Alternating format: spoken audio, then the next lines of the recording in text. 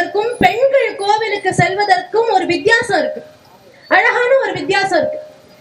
ஆண்கள் கோவிலுக்கு செல்வார்கள், பெண்கள் வீட்டையே கோவிலாக்குவார்கள். அந்த திறமை பெண்களுக்கு தான் உண்டு. எங்களுக்கு எப்ப பார்த்தாலும் பிரச்சனை இருக்குங்க, எப்ப பார்த்தாலும் வீட்டுல அட யாருக்கு தாங்க பிரச்சனை இல்ல?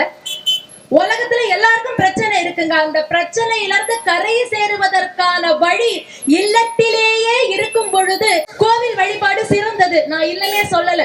ஆனா நினைத்த நேரத்தில் எல்லாம் நாம் ஆலயம் செல்ல முடியாது. ஆனா வீடுங்கிறது அப்படி இல்ல. எல்லா நேரத்திலயும் நம்ம வீட்டுலதான் இருக்கோம். கேதாரம், பதரி போன்ற திருத்தலங்கள் எல்லாம் 6 மாசம் பரிகாலத்துல பூட்டிடுவாங்க. அப்ப கோவில் போனாதான் அருள் கிடைக்கும், அதுதான் சிறந்த வழி அப்படின்னு சொன்னா இவங்க எல்லாம் என்ன செய்வாங்க? பூசலார் நாயனாரின் பெருமையை நமக்கு சொல்கின்றார்.